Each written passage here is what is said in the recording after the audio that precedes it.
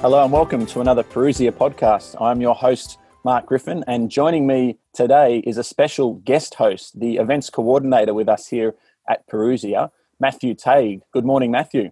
Good morning, Mark. It's a pleasure to be here. I have been interviewed on Perusia podcast, but this is my first time playing the role of host, so it's a wonderful opportunity. Thank you. No, thank you for coming on. It's good to have you here. And one of the main reasons we have you on this morning is because some disturbing news came to me over the last little while, and that is that the Perusia podcast is only your second favourite podcast. Is this true? I'm afraid it is, yes. Look, I'm not sure if it's simply Perusia podcast hasn't been around as long. Maybe we haven't had you on enough.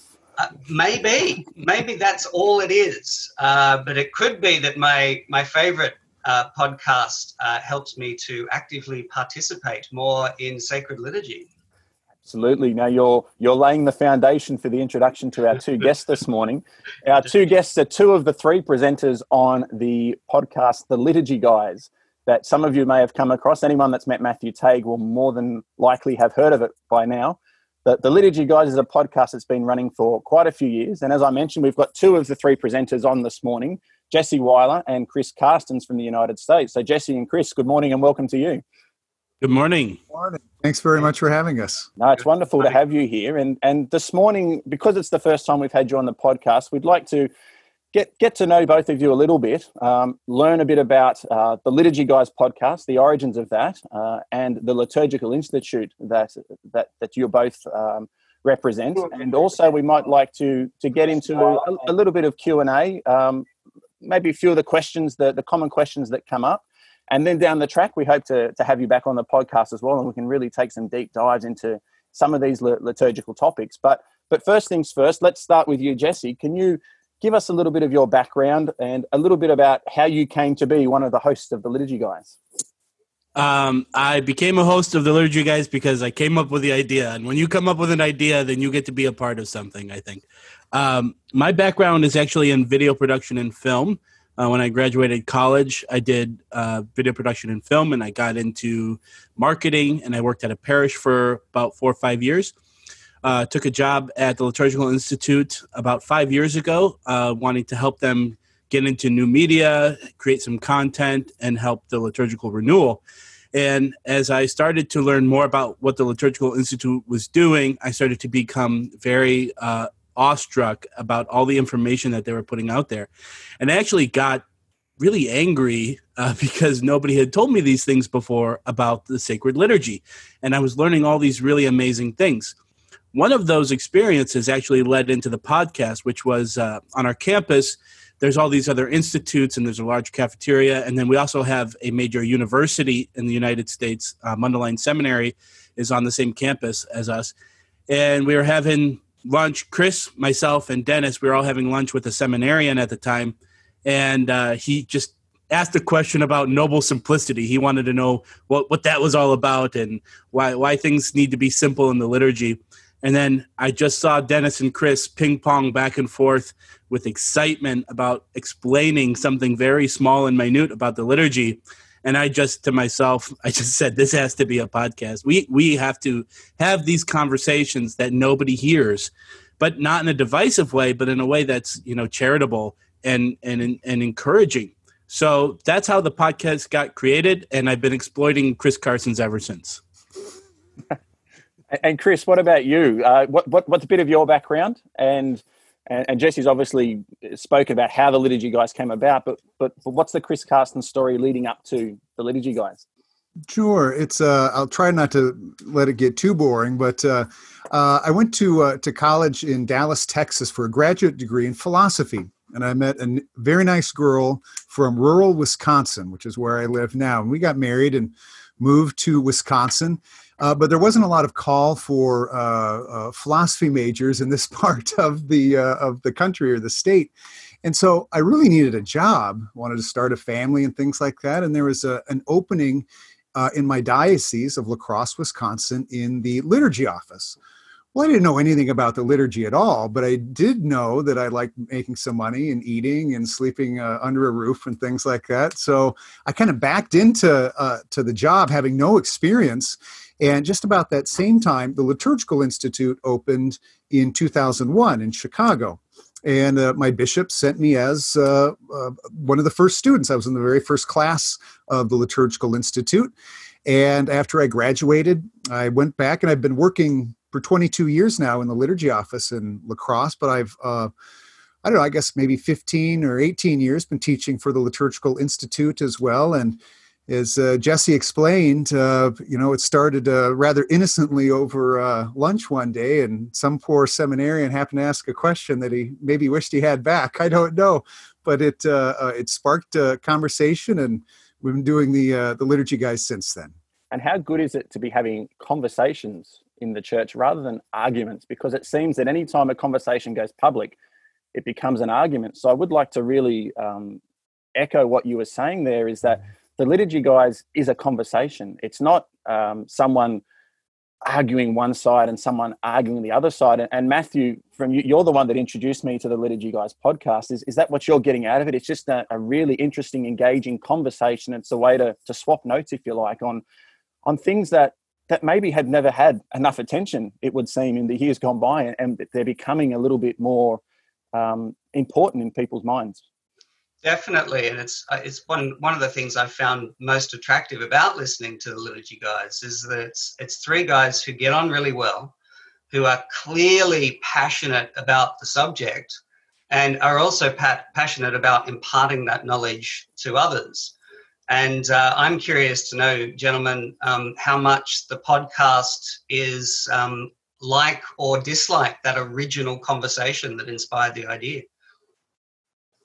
Well, I'll take a crack at that, Chris. And by the way, Chris is literally the first graduate of the Liturgical Institute, but only because alphabetically Carstens came before the next graduate. So he's the first one to walk across the stage alphabetically for that first year. So I would say that while the foundation of the podcast is still similar to that original conversation, we try to keep that as the vein that goes throughout the whole show. But because, there's so much to talk about the liturgy, we've been able to dive into other things where we dissect a liturgical document, which I don't think I've ever heard anybody else do. And I know that there are books and commentaries on different liturgical documents, but certainly nobody's doing it like we are. And I think the added benefit about having the three of us together in a room is that we all bring something different to the table. I probably bring the least amount to the table, but by doing that, I get to learn and I get to be the everyman, and I get to ask the questions that I think the everyday person is going to ask when Dennis and Chris dive into these topics. Unfortunately, I would say that over the course of, we're just about to close our fourth season of the podcast. It's getting harder and harder to do that because I've learned so much from Dennis and Chris. It's so hard for me to, take myself out of the conversation because I'm just so in tune with what they're saying. That's fantastic. And as a listener, I would say I would echo that sentiment. The things that I have learned over the past couple of years have just grown and grown. And you've done immense service to me, particularly when it comes to not only serving at Mass, but also simply being in the pews. So I thank you for that. And from my perspective as well, listening to the podcast, sometimes Chris and Dennis, the information, it just feels like information overload. And Jesse, having you there, it's fantastic because, you're only a fool if you don't ask the question. You might feel foolish, but you're only a fool if you don't ask the question. And Jesse, you asked the questions that we're all sitting there thinking, what does that mean? I got there, I was with you for a while, but I lost it. And Jesse, you ask those questions and you help us to keep up. So it's fantastic having you say that you bring the least to the table, but I don't think it's about bringing the least to the table. You bring to the table what us, the listeners, would bring if we were at the same table. So, yeah, we really appreciate that approach that you take with that. In fact, I tell them not to tell me what we're talking about so that I can maintain that. And so so they work a lot on the sides, what they're going to talk about, all that type of stuff. And I try to be like, la, la, la, I'm not listening. You're coming so blind, that I can, so that I can have that unique experience of hearing something for the first time. But again, unfortunately, or fortunately, depending on how you look at it, you go 4 years of these podcasts and there's so much similarity all the way back to the early church documents. I mean, really nothing has changed that much. The church is always saying the same thing.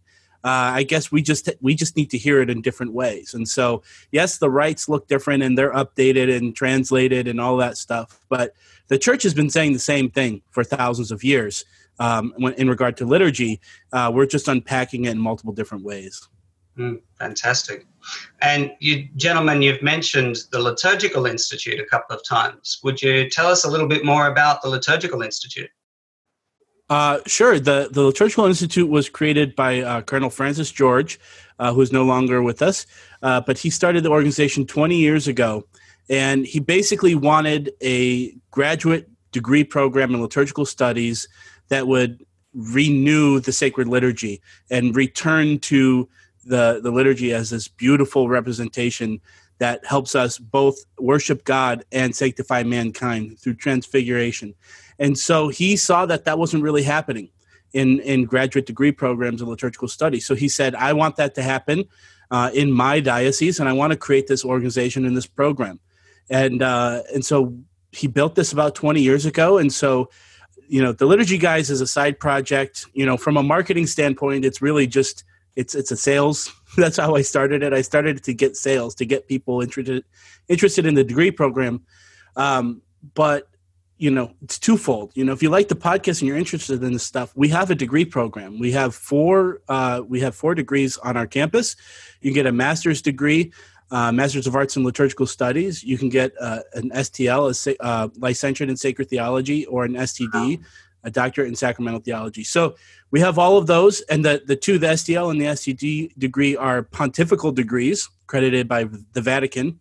And so if you are interested in any of this content, we have this wonderful graduate degree program. But my goal with the Liturgical Institute as director is to provide that information, but then also provide information at whatever level you want to access liturgical catechesis. So the podcast for the everyman, if you like graduate study type of learning, but you don't want a master's degree, we have an online certificate program that you can go to at liturgy.online. You can check that out. But our whole goal is, to renew the sacred liturgy, to get people to understand what's actually happening in the Mass. And I would argue that the number one thing that we hear across our conferences, through our students in our curriculum, through the podcast, through our online certificate program, above and beyond, the thing we hear often is, I never knew this before. Nobody ever told me this before. Yeah. And so as director of the Liturgical Institute, my goal is to make sure nobody ever has to say that again. Okay. If I could add just a couple of things about the nature of the program too. See, you can study, like any discipline, right? You can come at it from a variety of different angles. And what's unique about the Liturgical Institute and Cardinal George's vision is that he saw a real lack of appreciation to what he would call the sacramentality of the liturgy. So by way of comparison, you could study the liturgy historically, and dive into 4th century documents in the Syrian church and things and that's good. That's good to do. Or you can approach the liturgy from a canonical or legal or rubrical type of angle as well. And those things are important too. Or you can look at it psychologically or anthropologically or sociologically. There's all sorts of different ways that you can approach it. But what Cardinal George, saw was lacking, and what is really the bedrock of the Liturgical Institute, is this sacramental approach where Jesus becomes manifest and present to the world today through sacramental signs, whether those are vestments or architecture or music or words or days of the week or hours of the day or ministers or times, anything like that. And that we come to encounter him through these same signs. And what's so beautiful about this approach is all you need to do is to have senses If you can see, smell, taste, touch, or hear, you're capable of this type of thing. You don't have to have, a canonical degree or a theological degree or a history degree. You just have to pay attention. And so it's a very accessible way to make the liturgy come alive to people, when too often it's just sort of lifeless and anemic and flat, and certainly not transformative in any way. Well, I'm a person. I'm an amalgam of soul and body, and there may be others out there like me who are thinking, I thought Mass was just Mass. Why would I want to study liturgy? What would you guys say to that? Well, I would say that the Mass is that, I think this is a good analogy that I stole from somebody. I can't remember, Robert Taft, I think, whom I learned about at the Liturgical Institute. He says that on the ceiling of the Sistine Chapel, you see the creation of Adam, and you see the finger of God, and you see the finger of Adam. And what fills that gap, what bridges that gap, is the Paschal mystery of Jesus. And that Paschal mystery now is what's at the Mass. So why should you want to study the Mass or any of the sacraments or sacramentals or liturgy of the hour, anything like that? Because it is the point of contact where my finger and God's finger are rejoined, and that anima, that soul that you're talking about, Matthew, that's where we get infused with that divine, radiant, beautiful life of God, and it starts to pour out of us. So yeah, it's the source and summit, as the council would say. So the more we can know about that, and the more we can get our bodies involved in that, the more we can be transfigured by it. That's fantastic. And hopefully that's piqued the interest of a couple of our listeners. Can we maybe hit rewind and go right back? Can you give us a definition of the word liturgy? What's the origin of the word liturgy, to help us understand then what liturgy actually is? Yeah, and it's the Catechism, for example, will pick it apart etymologically. And it's made up of these two Greek words, laos, which means people. That's where we get the word laity. And ergia, which means work. And so I often sort of joke that because I have this cushy, dias and curia job, I need these ergonomic work devices so I don't hurt myself when I'm planning liturgies and whatnot. So a liturgy is a work, or ergia, done on behalf of the laos, the people. Now, some have misinterpreted that to mean we own it, the people own the work. But that's only a secondary or derivative meaning. We come to own it, but first it's a work done on our behalf. And that work is the Paschal mystery of Jesus, the suffering, death, resurrection, and ascension, whereby he builds this bridge. That is the liturgy. And if you could kind of pull the veil behind the Mass or confession or the liturgy of the hours, what you would see is this bridge from earth to heaven. That's the pontifical work of Jesus. That's the essence of the liturgy right there. But then the liturgy requires our participation, and we've heard that terminology, active participation. Jesse, on a study group that you were guest on for us the other night, you mentioned that active isn't necessarily the best word in that instance. It's more an actual participation. Can you give us a little bit about our participation in the liturgy, and what is the requirement of, in the instance of the Mass, what is the requirement of the laity, and what is their role within the liturgy? Sure, and you're right. In the early 1900s, Pope Pius X talked about active participation for the very first time, and the Italian was better translated to actual. And I think we often mistake active, at least in the States here, as we're actually doing something. We're participating. We're moving. We're involved in a way that somebody might be actively playing a sport, as opposed to passively in the bleachers or in the stands watching. And so this is crucial. This is the whole thing that ties Vatican II in a nice little bow for us through something called the liturgical movement, which had all these great minds, use this phrase, active participation, to lead up to these great changes in the sacred liturgy so that we can more actively participate. It all comes down to the idea that we need to be involved in the sacred liturgy. There's a line in the Mass, where the priest says, "My sacrifice and yours." This doesn't mean that there are two sacrifices. He's not sacrificing one thing over there and then like we're sacrificing another thing over here. Together, the priest in persona Christi capitis, the head, and the body, us, the body of Christ, are participating together. We cooperate together for this sacrifice. And what I mean by that is we need to be offering something as well. And we need to be offering ourselves. So the optimal moment for this is when the priest is preparing the gifts on the altar, the wine and the host. So you need to be putting yourself on the altar. And if it helps you, just literally imagine yourself laying on the altar or sitting in the chalice. Chris does this great thing with his kids where he tells them to throw their heart, chuck it in the chalice. And so, I tell my kids that, so I see them do that in the Mass.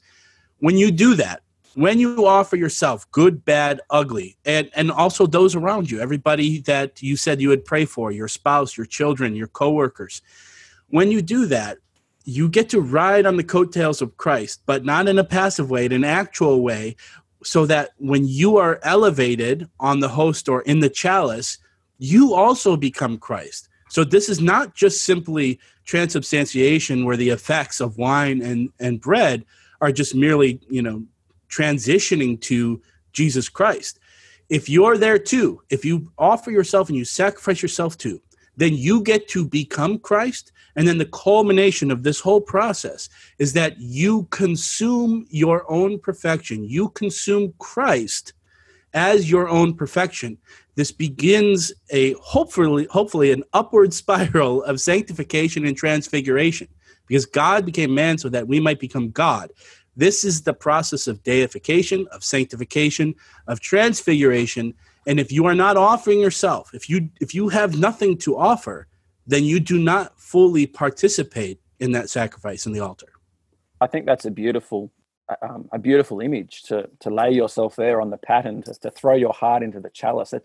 That's a beautiful image. I just wish more people could actually be thinking that when they're sitting there in the pews, rather than, and it's very easy to do. It's very easy to get distracted. Life is so loud around us. Life is so busy. I was actually listening to a podcast from Dr. Edward Shree just last night, and he was talking about preparing yourself better for Mass. Why are we going to Mass with the radio on, with our favorite music playing, or why are we distracting ourselves with life around us rather than actually preparing ourselves for what it is that we're going to? And I suppose that's the next step of the process. Firstly, you prepare yourself, but then when you're there, that participation, you're putting yourself there on the altar. And yeah, it's just a beautiful image. And I think it's a really powerful one that we really do need to grab hold of and to remind people of. So yeah, thank you. Beautiful picture that you paint there.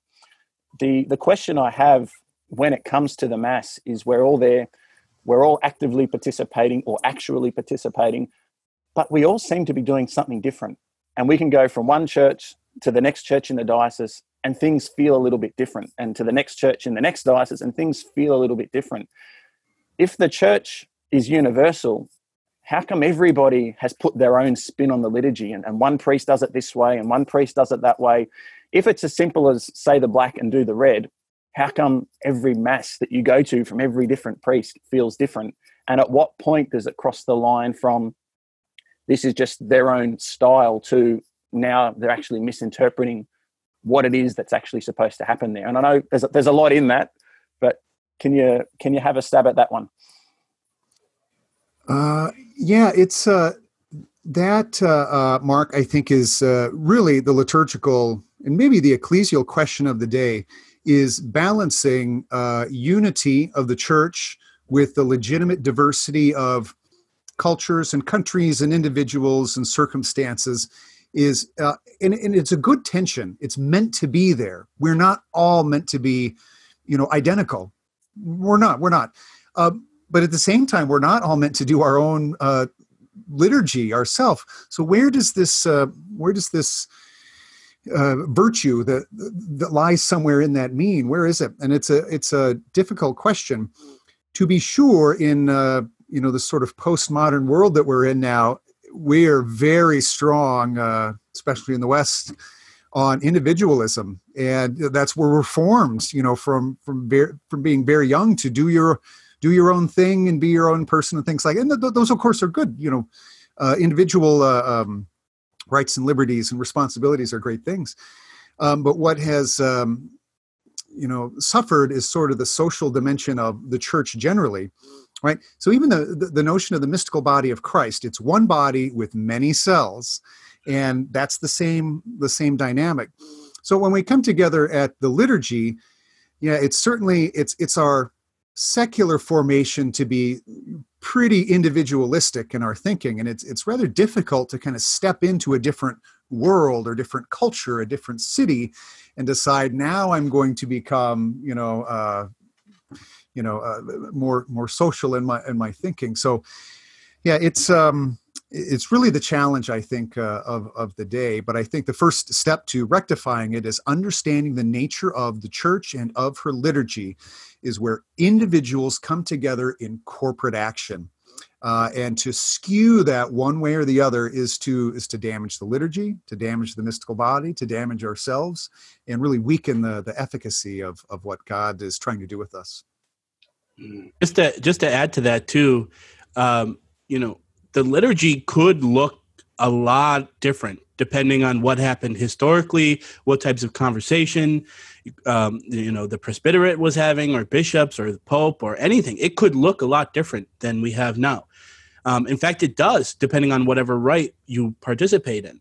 But we need to understand that core principle that unites all of this is that active participation, this sanctifying process, praising God, sanctifying mankind. That's the core, right? So if you have that, it could look a lot different depending on what happens in history.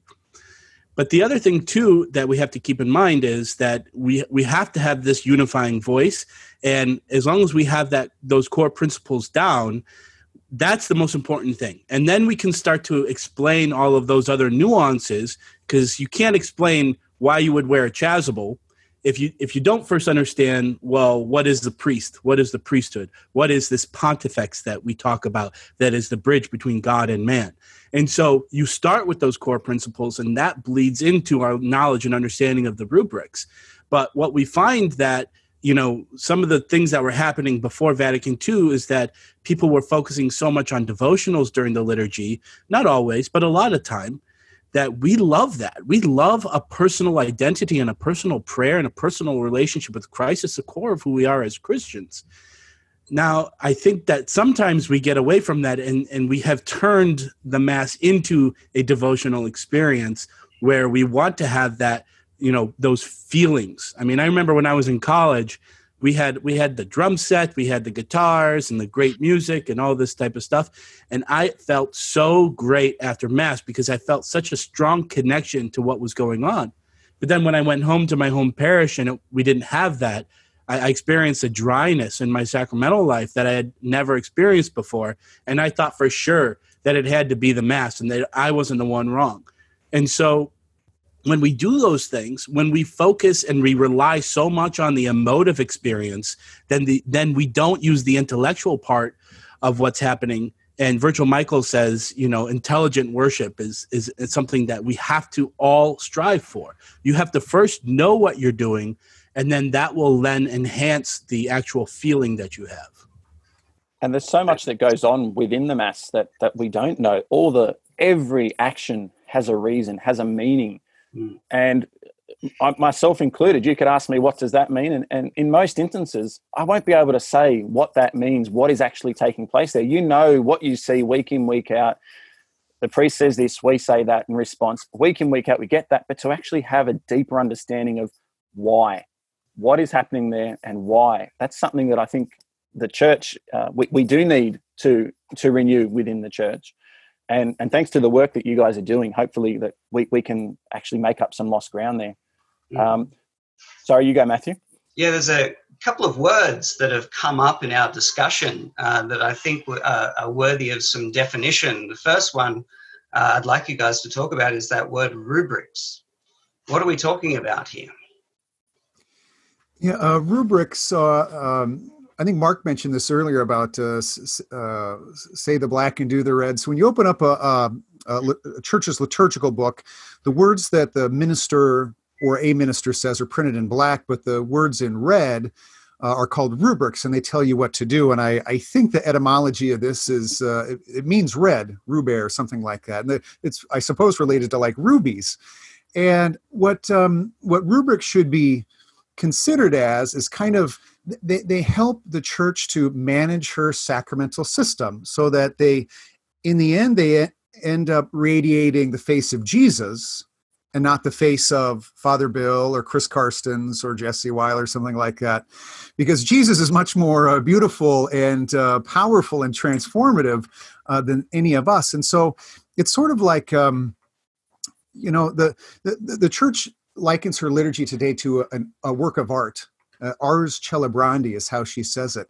And just like, an artist has to, like, I have these kids and, occasionally they'll do this color by numbers, or they'll do connect the dots with numbers. If you've got to follow the rubrics, otherwise your work of art is going to be mangled and deformed. And what the rubrics do in the liturgy is they help the church and the celebrants to celebrate in such a way that what is the product, what is produced, is Jesus, radiantly beautiful before us. So again, as Mark said, you see something, you say, what is it and what does it mean?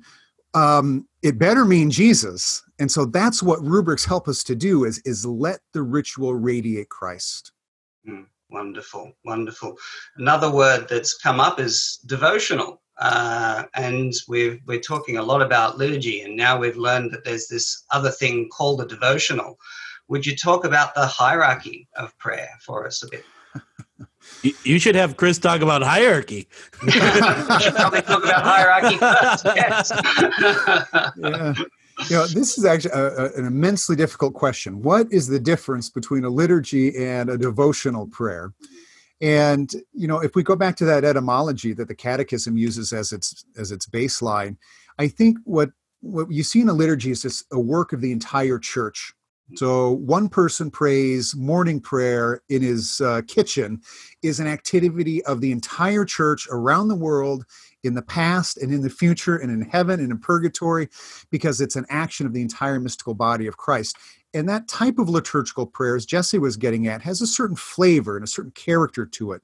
Very often, because it accommodates so many people, it's rather objective and transcendent.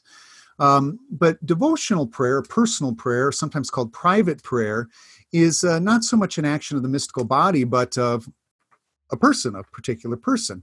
And, the four of us or any four people have different temperaments and needs and have different circumstances. Some people are married, some are single, some have cancer, some have won the lottery. We all need different things. And so our devotional prayer is meant to address those particular quirks and needs and desires of the individual person. And both of those are necessary to kind of grow into the fullness, the full stature of Christ. But it's when they get kind of blended together and liturgy becomes more devotional that it doesn't do anybody any good. But yeah, Matthew, that's really a great question. Fantastic. Now, as a long-time listener, I also happen to know that you have a lot of fun on the podcast. I mentioned earlier that you guys are three gents that get along very, very well. And I noticed that humor begins in the titles of some of your podcast episodes. And I've often stated to friends that Mr. Jesse Weiler seems to be giving Dr. Scott Hahn a run for his money as king of puns. Do you have are there any favorite titles? And would you share some of them with us? Well, I have a few favorite episodes, first of all, because I think, it's important to understand all of these concepts, but there's been some episodes that truly blew my mind. The two that I think of as my favorite, absolute. So if you want to start somewhere, these are good ones. The first one is Pete and Repeat, where we talk about the language of the liturgy.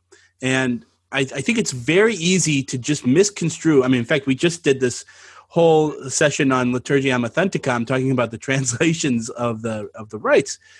But it's more than that. The language of the liturgy is not just a straight translation, there's an artistry to it that I never knew. And so Chris and Dennis did a really good job breaking that open and talking about how the language of the liturgy is designed and crafted in a very specific way that allows us to better engage and enter into the sacred liturgy and enter into the language. Because if the word became flesh, that word does have to be beautiful, and it does have to be a little bit different than we would normally speak. So that's the first one. The other one that I think is just phenomenal is the oh my gosh, I just had it in my head. Chris, is the one we talked about about chaos and order and music, and you got into the planets and how the planets all ordered. I forgot the name of the episode now, and I had it on the tip of my tongue before. But well, you're on your own there, man. I mean, you're the one who titles these things. But I don't even understand half the titles. Now, when you say we're funny guys and we have a lot of fun, if Jesse's the funny everyman, I'm the serious one who doesn't have fun. So, yeah, your job is quite difficult sometimes to get Jesse and Dennis back on subject, isn't it? Yes. I'm glad that comes through on the podcast, how difficult it is with these two clowns. I think perhaps this is why I've found myself feeling great friendship towards Jesse, because I'm sure Mark would agree that I'm the one that brings chaos to Perusia. Absolutely. 100% agree with that. you have to have fun with this stuff because, from a marketing standpoint, it's got to be unique, right? So it has to be something that someone's going to want to listen to and engage with. But the other thing, too, is we're combating a very negative perception of what liturgy means. In fact, when I took the job at the Liturgical Institute, I was worried that I was going to be working with a bunch of, rad trads, as people like to say. People who are like really stiff and self-righteous and everything like that. And so I was right. It was very true. No, I'm just kidding. I'm just kidding. But you have to have fun and you have to be joyful about it because nobody else is doing that. We're getting all of the serious stuff. We're getting all of the commentary, and that's all people hear. You need to do this. You need to do this, and this is why, and it's really important. So to flip that on its head and make it approachable, it needs to be engaging. It needs to be fun. And it needs to be joyful. But also because the liturgy is joyful, it should be amusing. Romano Guardini, we did a whole episode about Romano Guardini talking about the playfulness of the liturgy. That one was really amazing. And that one's called Liturgical Jacuzzi, so you could check that one out. I was hoping to come up. I was going to mention it if you didn't. That's a Dennis McNamara original there, but there is a playfulness, and so and if we're created in God's image and likeness, and we're able to be playful and joyful, then we should be able to put that lens on the liturgy as well. It's interesting to be speaking about being joyful with the liturgy. When people go to Mass, that's the big complaint. This is boring. I'm not getting anything out of it myself. And can you make that connection between talking about it, but actually then participating in it? You don't have to be laughing and carrying on to be joyful, do you? Can you make that connection between joy and a solemn liturgy? Because they do seem to contradict at times in people's minds. Yeah. I think the type of joy that our faith brings and that the liturgy can bring is, like the joy that the saints have. And in fact, that's kind of the end game. And so, think of like Pier Giorgio Frassati or something like that. There was a guy who was joyful and alive, fully alive. And every picture you see of this guy, that guy has got it going on. There is something that he has that is beautiful and attractive, and that's what I want. That's the type of joy. It's not silly, fleeting or things like that.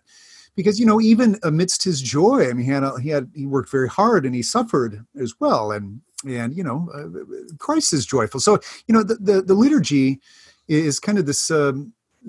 St. Leo the Great has said, and Matthew, you've probably heard this on the podcast a number of times, what was visible in our Savior is passed over into his sacraments. And so, as Jesus was joyful, yet serious and playful.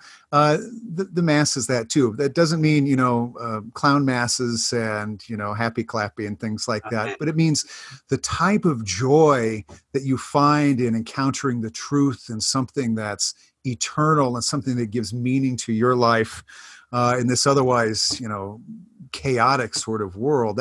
That's the type of joy and gladness that the Mass should have. And just look at the apostles coming down from the mountain after the transfiguration with Christ. Not only was Christ refulgent and emitting light and joy and beauty, but that the apostles absorbed that as well. So their faces were glowing. They were literally glowing. And joy is a part of that refulgence. It's an aspect that's, I think, pretty critical. Yeah, you're right. And that's not just the refulgence that's reserved to Moses and the apostles, but is meant for the four of us, our families, our neighbors. I mean, we should be leaving those church doors too. If we do this liturgy thing right, we're kind of soaking up the radiance of Christ for that hour. And now we go out and shine it out into the dark world. And that's the command right at the end in the dismissal. That's the command, to take it to the world. Yeah. And speaking of joy, the Liturgy Guys has produced 2 spin-off podcasts. I'm sure we'll get into coffee talk next week, but I really wanted to talk about the latest spin-off a little bit. And Chris, I believe you have a personal connection with the 4th Liturgy Guy. Can you tell us a little bit about Liturgy and Donuts? Oh, yeah, Liturgy and Donuts. Matthew, thanks for bringing that up. I'm a little sorry to say, since we've been on hiatus from public Mass for so many months, Liturgy and Donuts the donuts have gone stale. Is that the only supply of donuts? You get them from the church? That's the only place you can get them? Yeah, but Liturgy and Donuts began with, actually, this is Jesse's fault. We were recording podcasts in our house. Yeah. And, yeah, exactly. And my son Lawrence, or we call him Lars, came in, and he must have been 4 years old at the time. And Jesse asked him, he said, "Hey, Lars, what's your favorite part about the Mass?" And, what's his proud father going to hear? It's the music, it's the architecture, it's the sublime preaching, whatever it is. Having donuts after was his response. And so that's the genesis of Liturgy and Donuts. And they're just kind of little mini podcasts where I want to keep them as, relaxed as possible. Just a dad talking about, I kind of want to model, how does a dad talk to a 7-year-old about the liturgy? And so we just ask him about things and, what did you see when you went to Mass? What did you think? And that, like that, I try to do a little, age appropriate catechesis. And I haven't gotten my own part down yet. I want to elicit more of the wisdom of a 7-year-old, but anyway, I'm talking too much now as well. But that's Liturgy and Donuts. Well, I've been enjoying Liturgy and Donuts, and I feel you are modeling quite well. And I've done a little bit of a copycat, and I've started trying to talk to my 7-year-old on the subject, Amelia. So thank you for that. That was Chris has a lot of experience. He talks to me, and so then he says, yes. If Jesse understands this, then Lawrence he better be able to digest this information, I think. Fantastic. Can I ask a question from the perspective of a parent now? But there was a parish where our family moved into at one point in time, and they were really big on the children's liturgy. And for those who aren't aware, I'm sure most are, but for those who aren't aware, that's at the beginning of Mass, the children go out and they read a scripture and they colour in a picture that relates to the scripture of the day. But my big concern with that as a parent was they're being taken out of the Mass. And where are they going to best learn it? They're going to learn it in the church. I feel it's like taking them to a sporting event and standing out at the coffee shop outside and explaining what's going on inside as the crowd's cheering, but they're not actually witnessing it. So can either of you comment on the role of a children's liturgy running in conjunction with the Mass, and should that be done at the same time? Is there a better time to do that? I'm not suggesting that those children don't need that particular form of education, but is that really the best time to be offering that to them? Yeah, no. I think, Yeah, I think what we see here more often is like a children's liturgy of the word, where the kids will be there for most of the Mass, but then they'll get dismissed prior to the liturgy of the word. And I think they come back before the liturgy of the Eucharist, or I might be wrong about that. Yeah. Again, I think, Mark, what you're describing is kind of what we were talking about before. So you've got people from 1 week old to 100 years old in a church, perhaps, and somehow the liturgy has to speak to all of them. One liturgy in all sorts of different ways. And, I think it's my opinion that there are some well-intentioned efforts to try to speak to the kids or whatever it is by, dismissing them and bringing them back. And perhaps there is some merit to that. But I think the better solution would be to help. The church has already done this. You don't have to be creative to do this. You have to be faithful and you have to cultivate a good ars celebrandi, but the church has it there, is to celebrate a liturgy that can speak to everybody in there. There's a line by a priest named Aidan Kavanaugh who says that if children are bored in the liturgy, it's probably a good chance that everybody is bored in the liturgy too, their parents as well. And so the way you make the liturgy unboring is to make it excellent and beautiful and awesome, and not superficial or mean or anything like that, but make it an experience of something that they cannot get, that's better than an experience they can get anywhere else throughout the week, in the quality and the nature of the music, and how in the preaching, in the beauty of the church and the architecture and the way people behave and how you dress as a family and what's expected. And so I think that's the better solution. That's how you form your kids. That's how you form your kids to participate. And I think when my kids leave my house, I don't want to say, I want to do everything I possibly could have to form them to participate well in the liturgy. So, Absolutely. They're the generation that are going to continue this. So if there is a revival in the understanding of the liturgy, they have to be included in it, because we might learn it for ourselves, but if we're not passing that on, and if we're,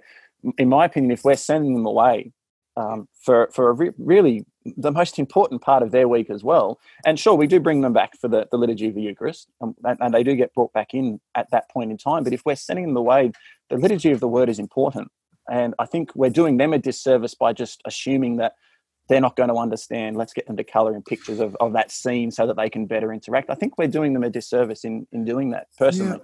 Yeah. I think too, the priest or the deacon who's preaching, just in virtue of his ordination, he doesn't become, as loquacious the word. He doesn't become golden tongue. He's not John Chrysostom all of a sudden because he's ordained. On the other hand, we believe that grace is a real thing, that doesn't transform him into being a great preacher, but we believe it's a real thing, and it's a part of his a sacred calling and ordination, and that he is capacitated to preach in a way that I'm not, or Mrs. Smith, who's running the children's liturgy of the word, is not. So there's a lot of things to consider in that, but I think they all lead back to the liturgy. Beautiful. Thank you. Just to add to that too, I would argue that even all of that happening, let's say, you have really good people at your parish and they're doing a really great job, having coloring books and explaining things. I would argue that probably the majority of the time, the kids still don't understand that idea of active participation, because if they did, they would be like, well, why am I not in there? And so I think if you start with that and you start with explaining that to your children, that other stuff you can fill in later and you can connect those dots later, just like Chris said, connecting the dots. Yeah. But if you don't start with that, if they don't even know why they're there in the first place, then you're never going to get them connected. And so, and you also shouldn't also just like rely on the church to do all that catechesis where you just drop them off and do that. And so before and after are great times. And, sometimes occasionally during the liturgy, I will pick a moment to, really explain to my son or daughter, hey, that's a dalmatic because it has sleeves and, things like that, because they can have an actual connection. Even the liturgy of the word, though, and I'll hand it back after this. If you guys have done this, you do that Lectio Divina on like a Sunday gospel in the week ahead. It is amazing what comes out of the mouth of a 3-year-old, a 5-year-old, an 8-year-old, out of these abstract passages out of St. John. I don't even know what they mean. And my 8-year-old has this insight.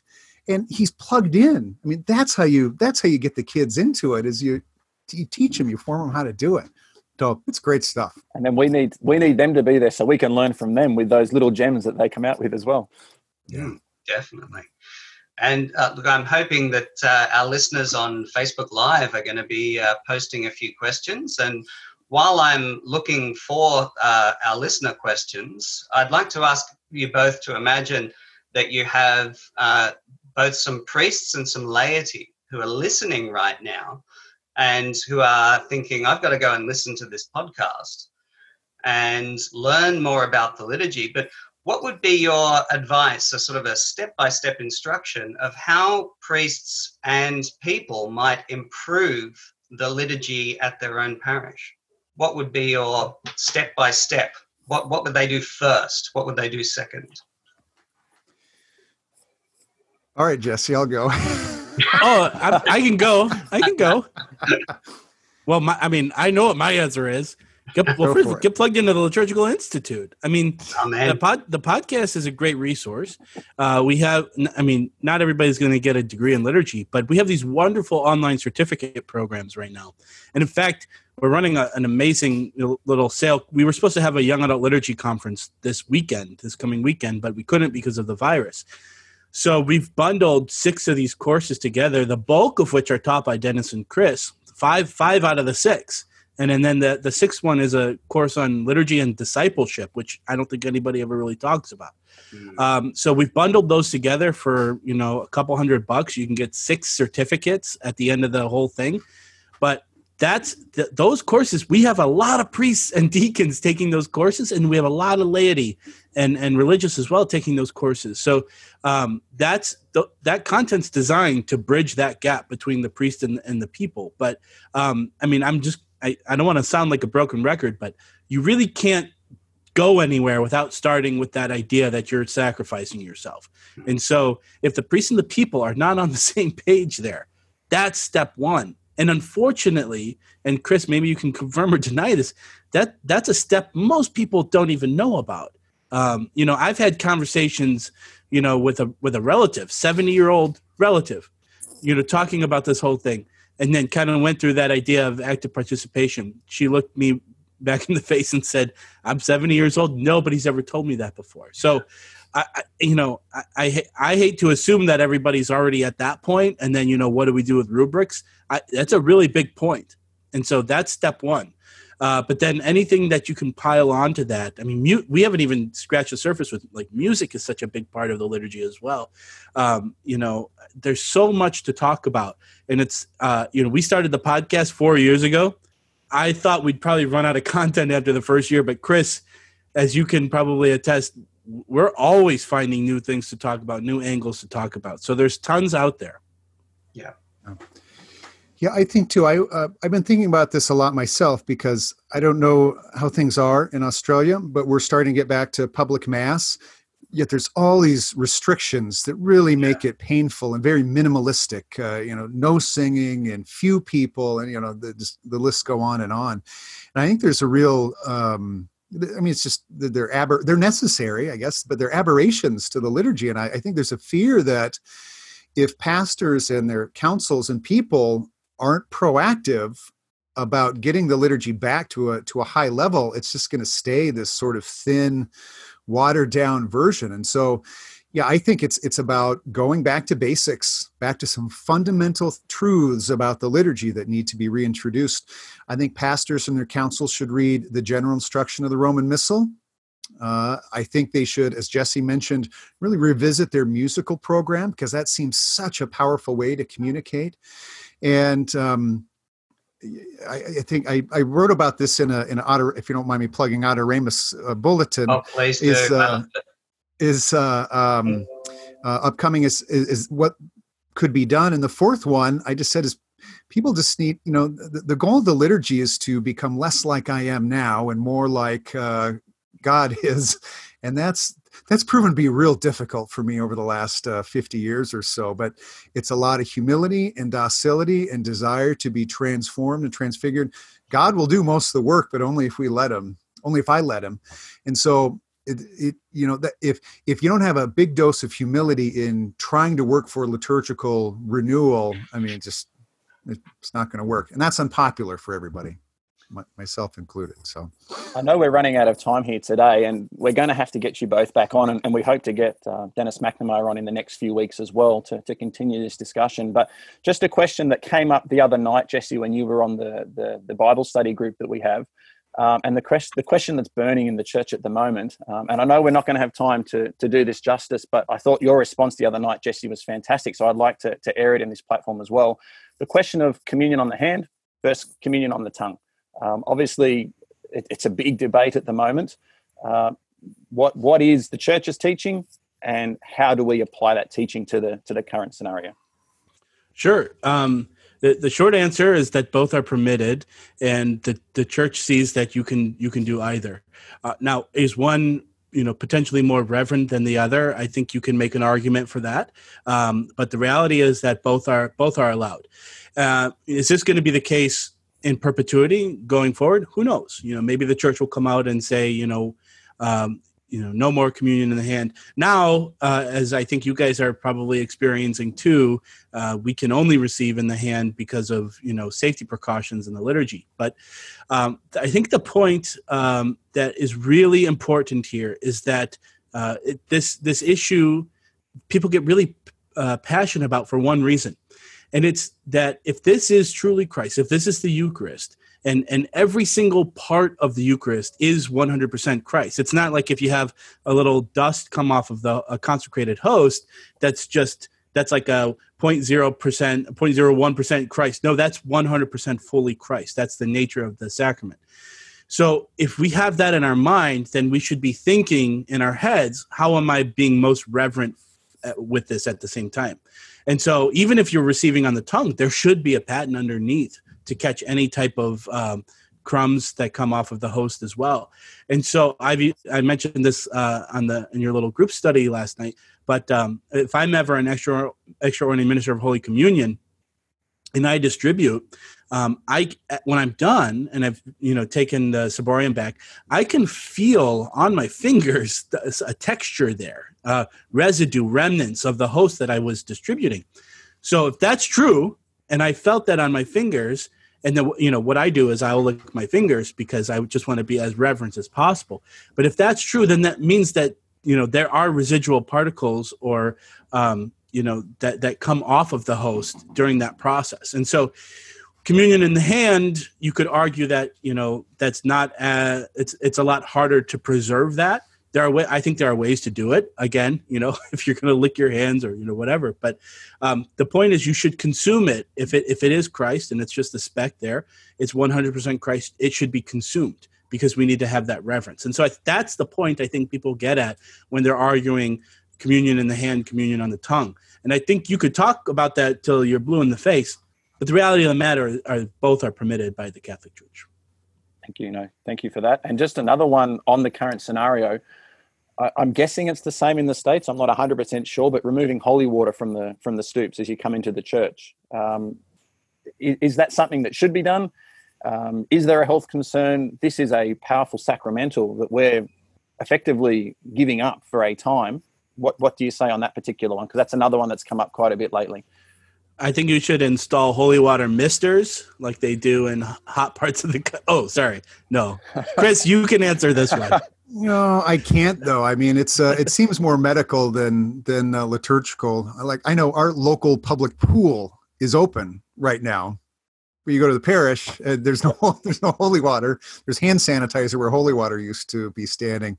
So it seems more of a scientific question, but yeah, I don't know the answer to that, Mark. And that's a host of questions, right? That's right. It's so one of it's one of a number of inconsistencies that are just leaving people completely confused at the moment. Yeah. So, yeah, I mean, hopefully, God willing, that this whole situation comes to an end soon, and the normal that we adopt, it's not necessarily going to be the normal that we were used to. Hopefully, it's a better normal. It's something that we can actually really pick up and go on with. So, yeah, I just really hope that when things are resolved, that people haven't forgotten the good things that we had before and that they do all come back again. And that's my prayer. Now, we're pretty much out of time today. Just before we finish, I'd like to plug for people to get in touch with the Liturgical Institute. What's the best way for people to reach out? The best way is to go to our website, liturgicalinstitute.org. And on there, we have a plethora of information that you can access, whether you're interested in a degree or conferences or our online certificate program or podcast or anything like that. That's the best way to kind of check us out. Again, I would definitely say if this content has interested you, listen to the podcast. And if the podcast interests you, then check out our certificate program. It's pretty affordable, and you can get a certificate of completion, professional growth, that type of stuff. And Dennis and Chris teach these courses, and I still watch them so I can brush up on how to talk about these things, because they're so good at explaining these things at a level that can be retained by anybody. Beautiful. And to get the short, sharp discussions on various different topics, definitely the Liturgy Guys podcast, available where you can get all good podcasts. And Chris, from you, any final comments? What can we hope for in the time ahead in the church and in the revival of the liturgy and people's understanding of it? Well, I've been thinking a lot about that lately, Mark. I think it certainly is not going to happen by itself. It's going to take people who desire holiness above other things and desire to think with the church and know what the church is teaching and have the energy to implement it. Status quo is not going to last much longer. So it's going to take a different degree of intentionality, seems to be the word these days, but that's what it's going to take if we're going to make this happen. So a lot of work to be done, but Jesus does the heavy lifting. We have to be faithful and do our part, and it'll happen. Fantastic. And the Liturgy Guys is currently at the end of season 4. When does the new season start? So we'll publish episode 37 probably tomorrow, and then at the end of this week, the last little episode of season 4. We are hoping to launch season 5 somewhere around August, September, hopefully August. And we might pop in now and then to talk about different things. Dennis and Chris are both teaching for us this summer, so that might be giving us some opportunity to have some more conversations. But that's the luxury of having such a devoted audience base, is that we can always plug in whenever we want to, and I know people are going to be able to get our content. So. Absolutely, and that gives our listeners a couple of months to catch up on 4 seasons of the Liturgy Guys, and that's certainly my challenge to our Australian listeners. Wonderful. We'll love it. It'll be worth the time.